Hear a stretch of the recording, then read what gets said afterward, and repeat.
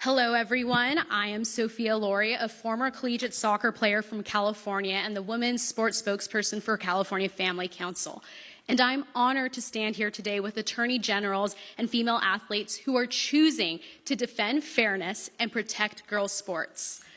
I come from a state where our attorney general refuses to do that, where female athletes are being asked to sacrifice their opportunities for the sake of ideology. Today is about saying something very simple and very clear. Girls deserve fairness, safety, and a level playing field. At 10 years old, all I dreamed about was becoming a college soccer player. I worked for it, and I earned my spot. My childhood dream became a reality. But today, girls across California and girls across the nation are losing that same chance.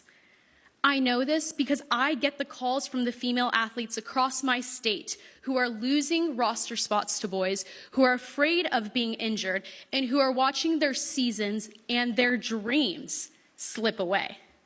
And our own Attorney General, Rob Bonta, won't lift a finger to protect girls.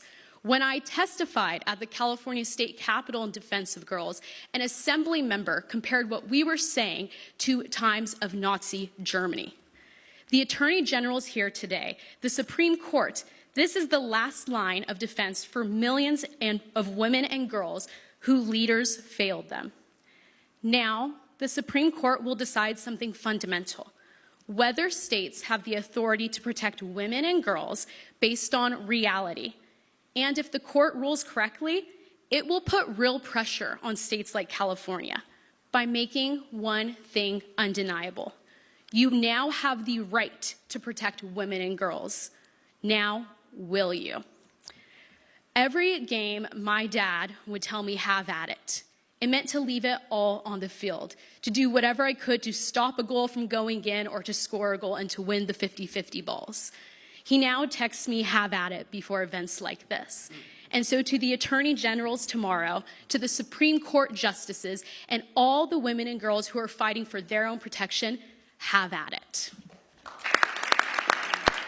Thank you for your question. And just speaking as someone from California, I mean, we have had state law since 2013 through AB 1266 that has allowed males to play in girls' sports, use girls' locker rooms, and girls' restrooms.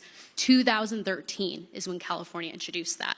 It took 12 years for us to have a legislator to be bold and courageous enough to simply say, no more. We had Assemblywoman Kate Sanchez and at the time Assemblymember Bill Asaley both introduced Save Girls Sports bills in 2025.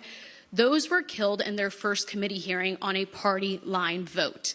The California legislature, our governor, Gavin Newsom, liked to make it seem like this is a party issue, but it's not in California either. You are watching Christian conservative organizations lock hands with the San Francisco lesbian atheists. They are standing together united to protect girls' sports. So our legislative body and our governor is not standing with us. We saw Governor Gavin Newsom tell Charlie Kirk that this issue is deeply unfair. When he said that, those two bills were in the process to save girls' sports in California. Guess what? He didn't show up to their hearings. He didn't tell the Democrats to vote yes and pass those bills through. He said nothing to actually defend girls' sports. And so what we're seeing from the California Capitol is not representative of what Californians want.